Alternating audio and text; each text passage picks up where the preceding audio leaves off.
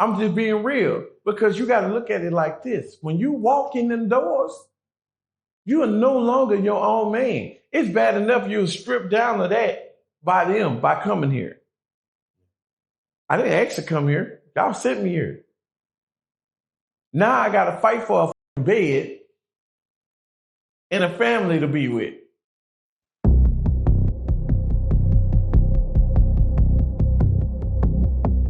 Story back.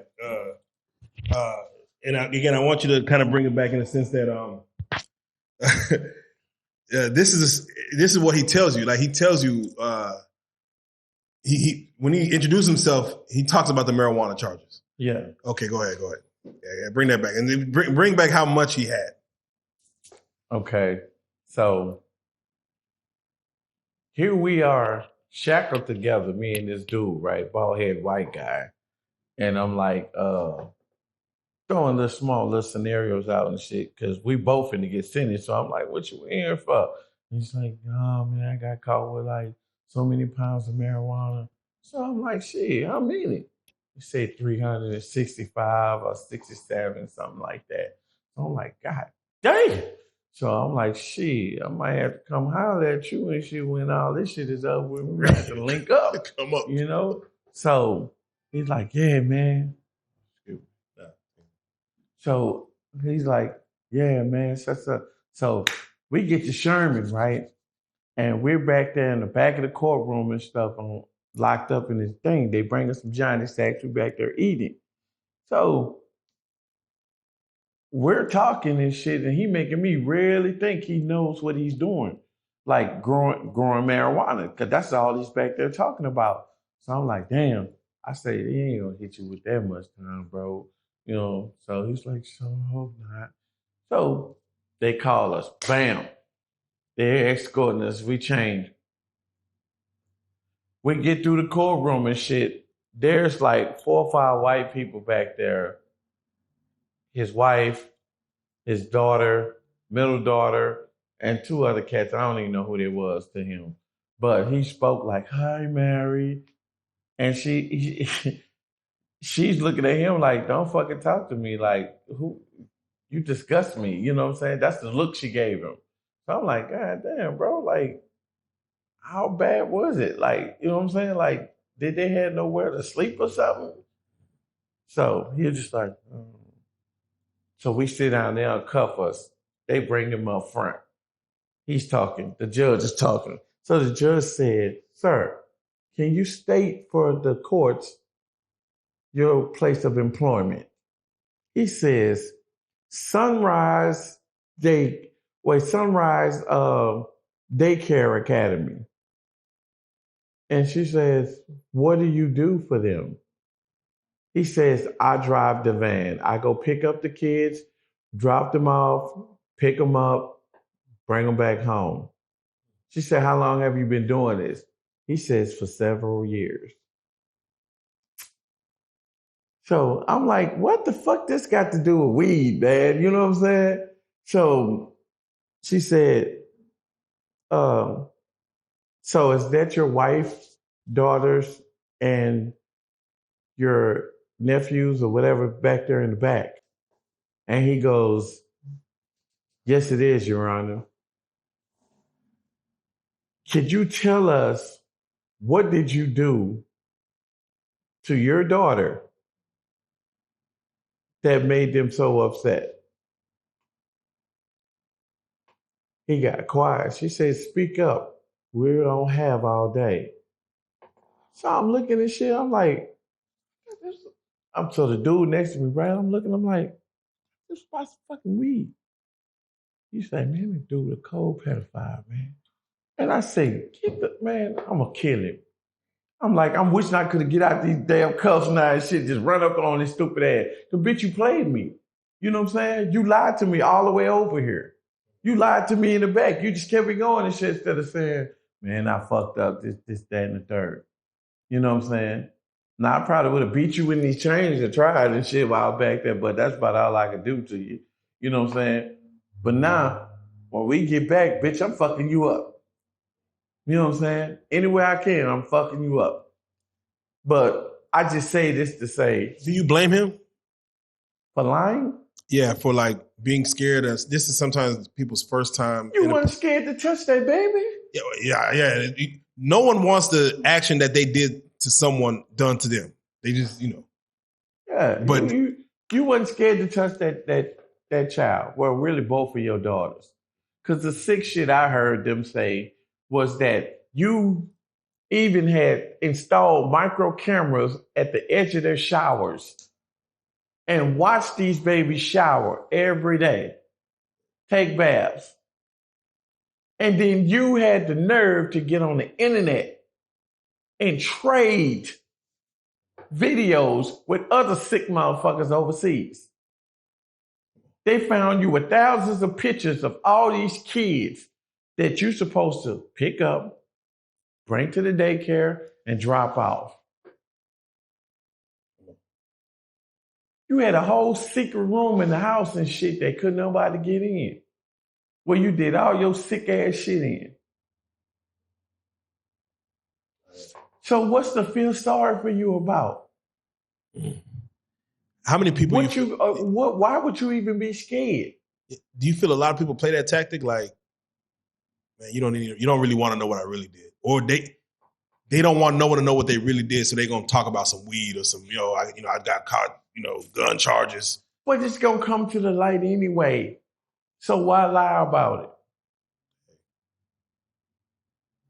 Because personally, I thought that if you had these kind of charges on the way to court, they would separate us.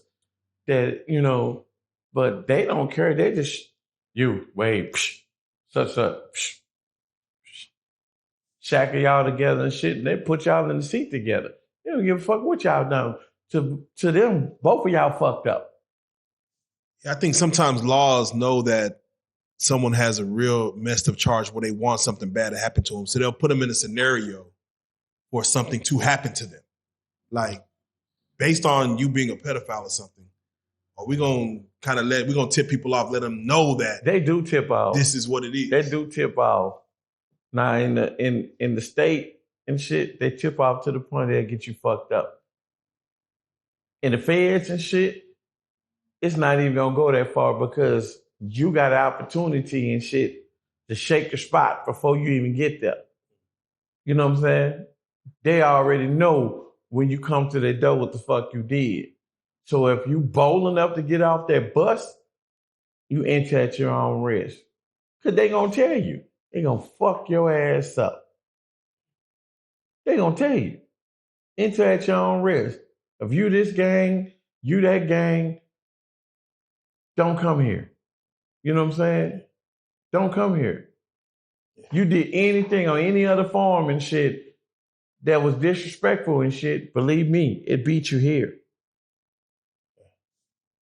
If you know you got shit going on right now in the courts and shit, you on TV and shit, and it's you could have did it and you might have not did it type situations and shit, ain't nobody waiting. You guilty, nigga.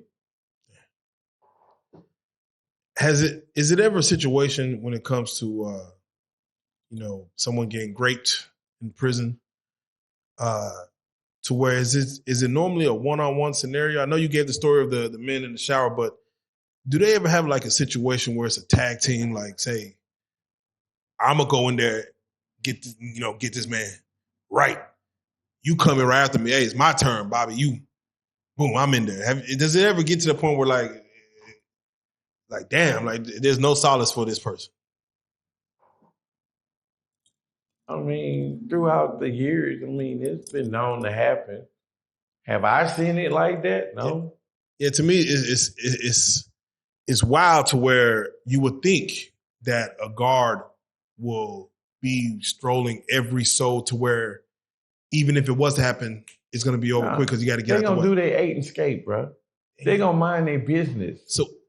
So how long of a time frame before a guard will come and check on somebody? Like let's say if they can come in there as many times as they want to. The picket is right outside. Look, this is how it's built. When you come up them stairs and get into that block, the dormitories are set up like this: A, B, C, possibly D, depending on how many. But most of the times A, B, and C, or 1, 2, 3. You know what I'm saying? Right there in the middle is the damn picket where the laws sit at. The COs will sit right there. The cameras and everything. They see everything. Periodically, they're supposed to get out and roam and go. And some people can see that and be like, okay, we got such amount of time and shit before he get back because this bitch ass and shit just went over there, hey, or he just went in one block. You know what I'm saying? So while he passing out mail or standing there with the fucking nurse and shit, doing whatever, you got this amount of time to get this over with. Do the guards form such a routine that you kind of could know, like, I kind of already know their routine is pretty much, or are they set up to be sporadic? Like, nah, we ain't gonna give you times that we're walking around. You ain't gonna know that we do it every 15. We're gonna just sporadically do it.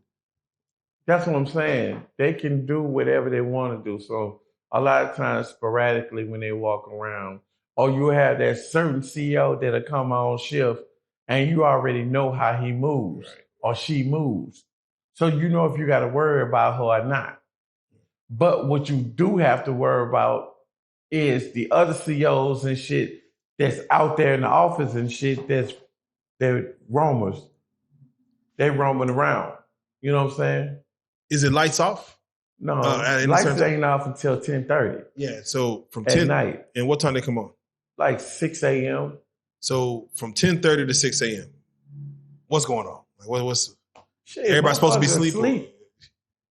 Sleep, doing whatever you want to do. Reading, make you something to eat, showering, shit. I mean, whatever you want to do. Y'all talking, chopping it up. Niggas yelling all out the doors and shit. You know what I'm saying? At each other and shit. It just, whatever you got going on. How active are the guards on this time? At night? Yeah, at night. Ain't active at all. What's to be active about? Everybody's locked away. That's what I mean. If someone was so they're coming here, they might come once an hour and make their rounds and shit, look in the cells and shit. They don't see nothing weird and shit. They finna go back out and pick a play space. You know, fuck around, do whatever it is they do. Yeah. I remember one time a dude was getting his motherfucking ass tossed. I'm talking about they was in there fucking him up. You can hear him screaming all the way from 2 Row. You know what I'm saying? And I don't know who pressed the button, but it didn't make a fucking difference and shit because they didn't, by the time they got there, that dude was dead.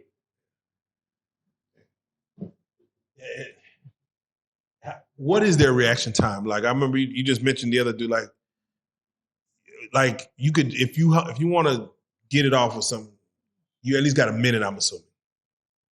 Or the guards are pretty... It depends. You got some CEOs that might sit up in there all day with you. Because he running in with another couple of inmates and shit about fucking football or something, looking at TV. He might have been in there a whole hour or something. And you be like, God damn, I wish you leave this nigga alone and shit so I can go do this, or I can go check on my wine and shit and this and that. Or is they finna come shake us down and flip this bitch over and shit. Or they finna do this, or I gotta put away my cell phone, I gotta do this, do that. You know, there's different guards that come through there and shit for different reasons. Some come to kick it and hang, and some come to terrorize. And then some, I'm just on shift, I'm doing my 8 skate. I'm gonna do my rounds, I'm going to the next part, I'm going to the next part, I don't give a fuck what y'all do. I'm just trying to make it. Because they don't pay me enough. How often do a warden or like the high officers, how often do they come visit and see the warden? Yeah, like how often do like the big guys come through? Man, you might see that motherfucker twice in a year or something. You know, if it's something going on and they showing some other people off and shit about prison and shit like that, probably the only time you see them. And 9 times out of 10, your ass going on lockdown and shit while they walk around. If someone was to make a complaint about the conditions, like, hey man, this is hot. Hey, can you complain? Conditions in the state or the feds? Let's go both. Who can someone report something to? Like many of your states, they're fucked up. You go to Mississippi and places like that and shit, those motherfucking prisons are fucked up. The water are rusty and shit. The food is nasty and shit. The conditions are horrible. But when you go to the feds, it's a different thing. And mind you, they used to call it club fed. Motherfuckers couldn't wait to catch a fed charge and shit because you're going to live a life of luxury. But as time progressed, they started taking things away from the feds too, because motherfuckers can't keep their hands off motherfuckers. Vending machines. You used to have vending machines in the feds and shit on every motherfucking pod. Where you can just go get you a soda, chips, candy, and all that shit. That card and shit, they got your name and number and all that shit on there and shit. You still, right at the end of it, it says vending. Any federal inmate, they can show you their ID right now. They still got the word vending with the little arrows at the bottom of it and shit on the thing on it. But they're not useful anymore because they have taken them out. Why? Because niggas used to cut pieces of steel off of the motherfucker and shit and use it, kill somebody with it and do this, do that and shit. So now your privileges are being taken away because you're disrespecting what we're giving y'all. That's real. So now the only time you see free rail food and candy and stuff like that is when you go to visitation. Unless you pay somebody to bring in some shit they ain't got no business bringing in. So you have something exotic. Conjugal visits. No, is I that, don't know shit yeah, about is that a thing in the states of the feds? Like, where did that exist? The only place I knew conjugal visits ever existed was in New York. So Texas ain't really, or they. I ain't never seen a conjugal visit happen in Texas. Never. Well, what are your thoughts? When I was in Florida, I ain't never seen it there either. What are your thoughts on conjugal visits? Shit. But you what would that do? Calming down a prison? Yeah, I say, what would that do for the prison system? It'd probably be no motherfucking fights and shit and killings and shit. Motherfucker be too busy waiting on that pussy to come. Shit, I'm trying to spend that whole weekend with my girl in this trailer. Right. You think I'm finna fuck that up? Nah, you will get killed behind that. Fuck up if you want to. You know what I'm saying? Come on. Like, do something to mess that up for me. We're going to have some problems. We're going to have some problems. Speaking of rules, what are rules of tattoos? Like, are there any rules as far as the type of tattoos you could get, where you could put them? What kind? Technically, you ain't supposed to get no tattoos at all. It's illegal. But motherfuckers sit up there, break down calculators or anything like that, and create a gun anyway, and get some ink and shit and go hard. You know what I'm saying? That's what they do. All my tattoos come from prison. I've never got a free world tattoo, nothing on my body. I have 36 tattoos, and all of them come from prison. That's great. Is it normally the essays that do tattoos? Nah, you got black dudes that do it too, white dudes and shit. You know what I'm saying? You got some cold motherfuckers and shit. You got some of your coldest motherfuckers you'll find is right there in prison. And again, break it down. How are they creating these tattoo guns? Like, what ways, what methods? You could take a fucking calculator, or you could take an ink pen and a fucking. It's all kind of ways, bro. It's all kind of ways and shit to make a damn tattoo gun. I think I seen pictures of Blueface where he's gotten even more tattoos while he's in prison. But you gotta watch that shit though. Yeah, please. You gotta watch that shit though, because the perfect way for your ass to catch what do you call that shit? A staph infection or what you call it, because I see it all the time. Dudes sit up there, they don't clean them needles and shit, or they using some type of material and shit that they found and shit, and you don't know what's in it. You know what I'm saying? And you just inserting that shit. Tap, tap, tap, tap, tap, tap, tap. Next thing you know, boom and shit. You got sores and all that shit on. No, you can't let anybody do your tattoos just because they can draw and do this shit. They got to be clean, bro. What are the rules to passing a kite? Like, if somebody doesn't pass that kite along? What you mean? The Like rules? when you throw a kite and let's say it gets to somebody and they don't, you trying to get it to 3-roll, you trying to get it down the You block. talking about fishing? Yeah, fishing. Yeah. And somebody got it and say, man, this is my shit. If somebody intercept a kite that I throw to somebody, I'm 9 times out of 10, I'm gonna see where it's going. You watching your string and shit as that shit fly into somebody's cell.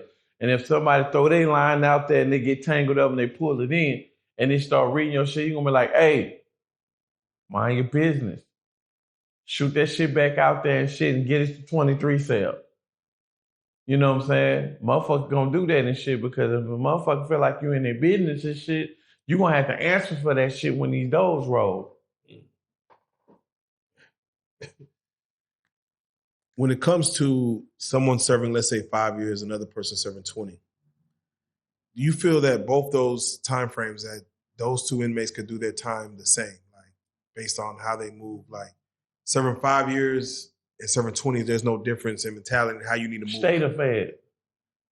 Let's go both again. Let's go. You know, it's very rare we have somebody who's done both. So because it's different. Yeah. If you got 5 years in the state and this person got 20 in the state, they're gonna move completely different. You know what I'm saying?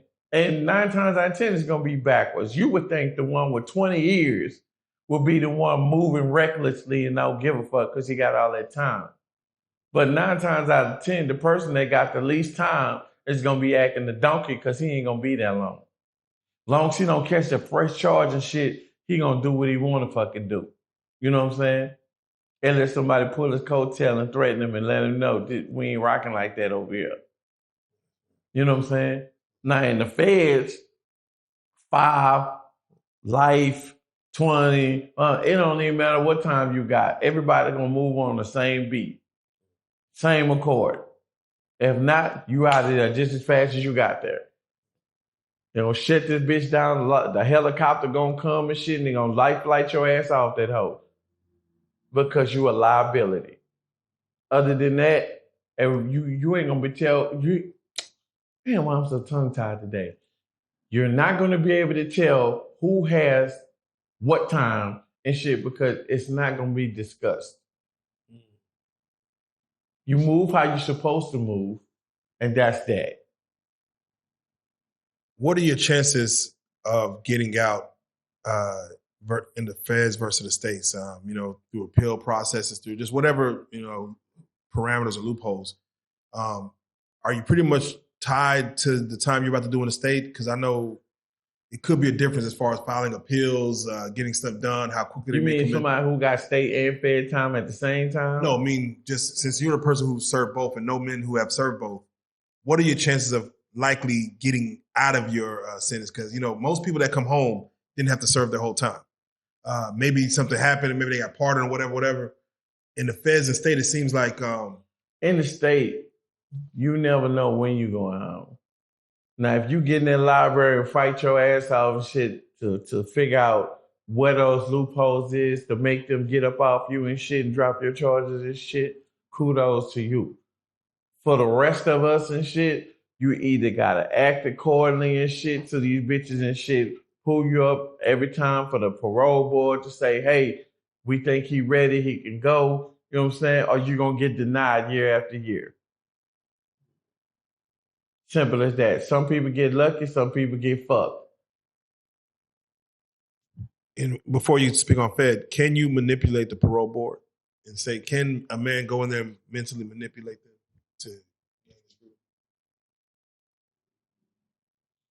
No, I don't think you can manipulate them at all. I think because they've already been watching you. Yeah, they have your file. They've been watching you. They got your file. They've been watching you. They hear about what you do, whether you participate in going to school, trying to better yourself, getting in programs and shit, working and shit like that. They're paying attention to all that. But they know shit from sugar. They deal with enough inmates year after year to know that you're only doing this so we can let you go. Oh, you're really a changed person. You know what I'm saying? And sometimes they can be wrong. They can fuck up. Players fuck up too. You know what I'm saying? But for the most part and shit, and them people ain't trying to hear. They already know what they're gonna do with you before you even sit before them. But the people that you have on the outside is what make the difference when you in the state. That's helping you, looking out for you, writing letters and shit, telling them you got a church behind you. We got him. If y'all let him go, this community, he got a whole community behind him. Or he getting in school, he's doing this. He has a house to come to, a loving family. Versus, I did what I did. I'm trying to change this shit. Y'all gonna let me out of what? They're gonna be like, what do you have to offer? What are you going out to? What's your plans when you get out there? And you like, oh yeah, you talking good, but they're gonna be like, we good. Try again next year. You have nobody to back you. So basically, what you say ain't shit. It's the people that's behind you that make all the difference most of the time. That's right. Do COs get to, partake on saying, hey, nah, he's a good one?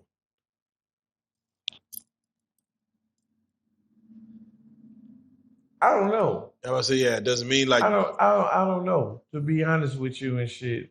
I mean, I've heard of CEOs politicking doing somebody's parole hearing and shit. That's because whatever they've done during their time there to make their time a living hell and shit, they can't even speak on it.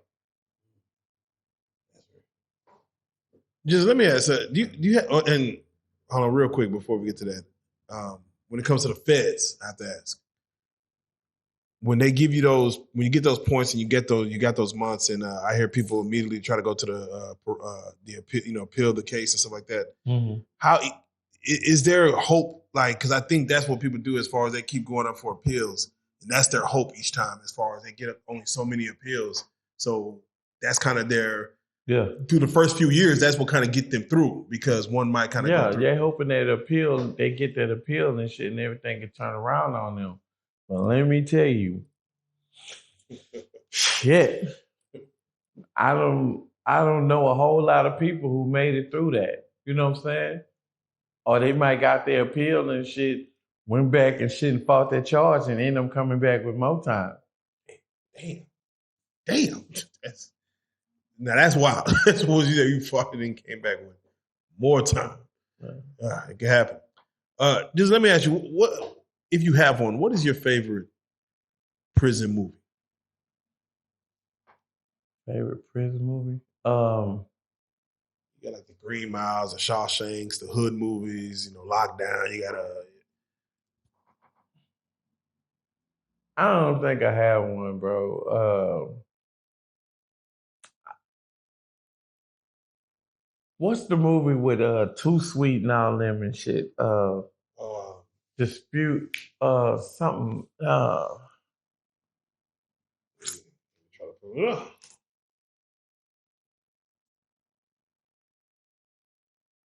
That's a good question. And those are more like do you prefer the hood movies? Or do you even care to watch movies about prison? Like, does that turn you off? Not really. You know what I'm saying? If prison is involved in the movie and shit, you know what I'm saying? I'll watch it and shit, but some of this shit be so far-fetched that I'll be like, man, stop it. That shit ain't popping off like that in there. No, for real. It'll make you mad because you lived this life and you got to sit up there and watch this movie, especially when they put some bullshit out there talking about based off a true story. Yeah. And you get to watching it and then you start balling your fist up like, ain't no way. Ain't no way. Ain't no way. You know what I'm saying? Yeah. I think that movie's called, I think it's called Penitentiary 2. But That's it. Yeah, that's it. Yeah. I got to get your take. We were talking about Boosie the last time, as far as him possibly about to go serve some time for the plea deal he took. I know he's looking at sentencing date. But then you see his son, Tootie Raw, get hit with the same situation. Charges, a switch. Having a switch off. A switch and, oh man. He out of there, man. He out of there, man. It makes me ask because, as privileged as his life is, him to still get hit with the same charges his dad is currently fighting at this exact moment. How often do you feel like father, like son, sins of the father? You see it all the time in prison. In prison, you see it all the time. I'm one of them. My dad my sperm donor did like multiple years in prison and shit on multiple occasions. He was a kingpin drug dealer / some other things that I'm not gonna put out there, but you always hear people say the apple don't fall from the tree. Yeah. It's kind of true. You know what I'm saying? Because if you're raised in a certain environment and then you're raised by a certain individual, what you think gonna happen? All I know is what I see. You know what I'm saying? All I know is what I see out here. And if it started, they say respect and discipline starts in the home first. So if I'm not getting that in the home, what you think gonna happen once I walk out there in the streets? A lot of us don't agree with it, but I can't get mad at you for disrespecting me if I've been sitting here disrespecting myself from day one. I can't. That's message. Message. Yeah, you know what I'm saying? And that's real talk. A lot of us sit and watch our parents do certain things and shit. Like right now, I don't care about the backlash I get for it. It is what it is. These last few generations and shit, the parents they're out of control. They scared of their children, for one. And then for two, they do everything they're not supposed to do in front of the child. And these are habits that they pick up because, shit, it's cool to beat the shit out of my old lady and shit. I want my daddy to do it to my mama every day. Shit. And she stayed with him 17 years. So who are you to talk to me and tell me about me? You feel me? Come on. When they say you're a product of your environment, that's what they mean. Because it starts in the home. You got grandmothers, daughters, nieces, all going to the club together now. You go in the club and shit, you're going to see the whole stack. Yeah. She's teaching this one, and she's teaching this one the same shit. On the flip side of that, and I don't know if you've experienced this, but have you seen to where there was a father and son housed in the same prison? Yeah. Now, would they put them in the same cell? Normally, no. Yeah, that's it. No. Normally, they try to keep you off of the same farm together, but some of them fight to get from wherever they at to wherever their children are or to wherever their fathers are. And it happens.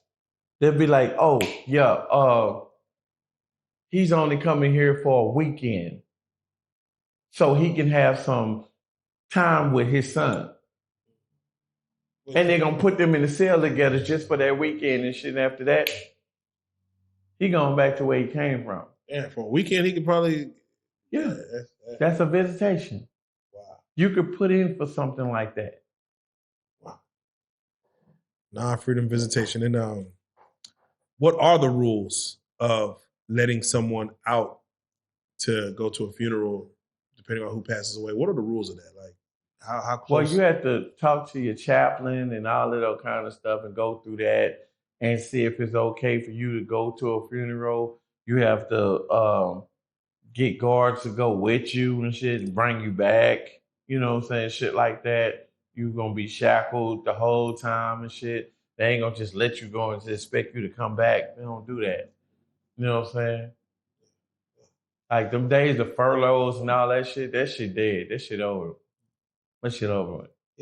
why would they take those things away? A conjugal visit for like what? These are things that to me could at least help you pass. Are people abusing these systems to where it's You just answered your own question. They abuse these things to the point where they had to take them away from them. I can't sit up there and keep putting vending machines in your dorms and shit if you're gonna take it apart and half of the population gonna be dead before morning. You know what I'm saying? I can't do that. Rules are put in play for a reason. And when they say club fed, they used to call it club fed for a reason because you had money. Most of the time, when you went to the feds, you had money, you had clout, you had all this shit, you had reach. You know what I'm saying? So it was nothing for you to walk around and shit and satin robe and shit in your cell and shit with a rug around this bitch. You know what I'm saying? Your shit looking like an actual motherfucking room and shit instead of a cell. You know what I'm saying? Walking to the vending machines and shit, and you having these flunky looking faggots and shit run around looking like real women and shit. It was nothing for that. You know what I'm saying? But as time progressed, they started abusing the things they was giving them. So they took them away. They took them away. So now the feds got petty gun charges, petty thefts, petty drug dealers, and shit like that. So this is why the feds is wild now. It used to be, it didn't be like that at all. It wasn't like that. When you knew you was going to the feds and shit, even to a USP, the penitentiary, you knew that you was okay. You gonna live good. Now, not so much. I ain't gonna lie. I would rather go to the state now than go to the feds. Hey, that's a first. I'm just being real because you got to look at it like this. When you walk in the doors, you are no longer your own man. It's bad enough you were stripped down to that by them by coming here. I didn't ask to come here. Y'all sent me here. Now I got to fight for a fucking bed and a family to be with. And to clear my motherfucking name and shit because I'm automatically suspect walking in the door. Ain't nobody fucking with me. Ain't nobody giving me no care packages and all that shit. I can't speak for other cars, but Louisiana cars, shit. Until that paperwork come in and shit, fucking with you. And they wishing your paperwork come back fucked up and shit so they can jug your ass up and have you life flighted off of that bitch. Who wants to live like that, bro? Who wants to be at the command of somebody they don't even know? Do this, do that, do that. Come here. What's up? And then at the drop of a dime and shit, you can have me wasted like water. It's all a game in the goddamn first place. Can you pick and choose? I mean, of course you can't pick and choose, but can you have any type of influence on where you get sent? State or federal? No, hell no. It go by your social security number.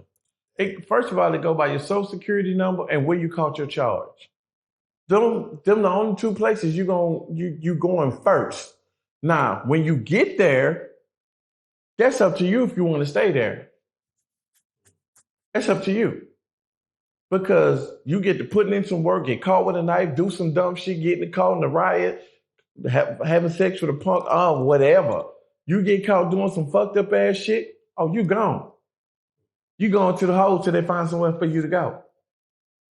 And ain't no telling where you going. You might go to Florida, you might go to New York, you might go here, you might go there. Is it normally a bus ride? Plane ride? Yeah, it's a plane ride. Con Air. Well, it's worse than Con Air. But when they put them black boxes on you and shit,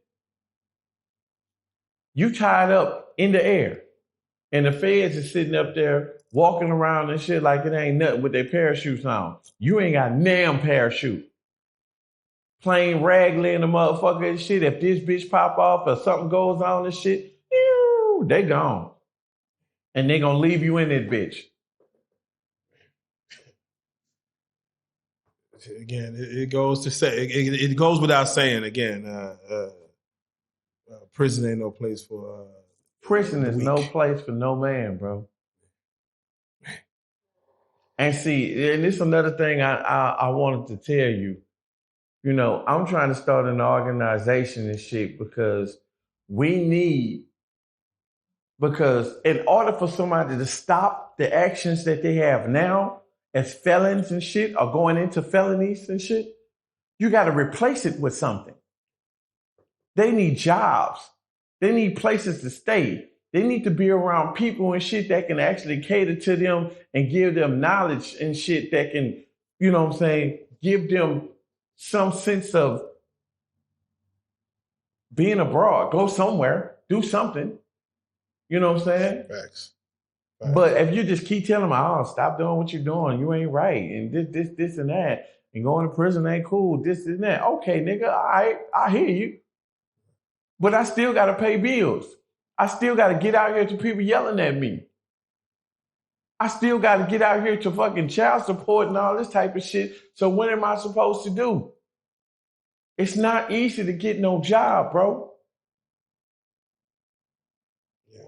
So it takes somebody to know somebody. So I'm asking anybody out there who got jobs for people, who got any kind of resources, any kind of programs and stuff that these people can go through, please holler at me. Please holler at me so I can get it to the people who need it. Come on. No, that's definitely necessary. As far as it's one thing to tell someone don't do this. Like you said, they gotta still log off that internet and see about real life. Real life. In real life, it hit you right there in the mouth. And in it's that not moment. Gonna stop, bro. Bills don't stop. You know, let me tell you who the biggest gangsters is in the world, bro. Rent, car notes, insurance. Their little homies and shit is groceries. Come on. Little insurance, child support, gas. And they at your throat every day, every waking moment, nonstop. And you can't whoop them. The biggest, the largest. Nah, that's some facts for you. So if we can't replace their thought patterns, if we can't replace the petty thefts, the check writing, the fucking drug selling, and all this shit with an opportunity to do the right thing and shit, we just talking shit, bro. Yeah, I think normally we kind of get to this point and we'll try to have a conversation about what, hey, Jizzle, talk to the people. What should they not, what should they be scared about? But I think going again, like you said, what you would like to do going forward. And again, I want to make sure that I'm partnered with you in this to where we could actually give some resources. Like you said, reach out to them. Those who are offering jobs. I know a lot of ex-cons look at the CDL as the way to go as far as getting a CDL license and becoming a trucker. But there are more jobs like security and things of that nature. There are more scenarios that can be tapped into. We need more jobs than that because everybody can't drive a semi. Everybody can't get out here and secure a building. They won't even feel right doing it. You know what I'm saying? Let's just be honest. So we need more than those two things to amplify all these people that's coming into freedom. You know what I'm saying? That don't feel so free no more because it seems more slaverish out here than it does in there. Do you want to, as of right now, would you like for them just to leave comments as far as how to reach out, or do you comments, addresses, phone numbers, emails, whatever you can do? You know what I'm saying? No, definitely. We're gonna make it work like that. With that being said, once again, we've Another stellar conversation again. So much knowledge, so much game given. I got to say it, IceGizzle, they kind of cater to your rhetoric, and hopefully it lands on not only deaf ears, but the ones who are actually open to taking your criticism. Hopefully they are taking what you're saying and applying it. So now we definitely want everyone to, if you know anybody, you know someone that could, of course, that's hiring, that has a system in place to hire those who are looking for work, looking for some kind of help, please leave a comment. Let's definitely get something in place, and we'll see as far as going forward what we could build with that. But once again, IceGizzle, let them know how to follow you. Let them know kind of Man, I'm on all social media sites, man. IceGizzle, IceGizzle, 5200. Facebook, Instagram, whatever you have, I'm on it. Come on, let's go. Well, you already know what it is, man. IceGizzle, Prison Stories 101. Hey, man, I salute you. Salute, bro. Let's go.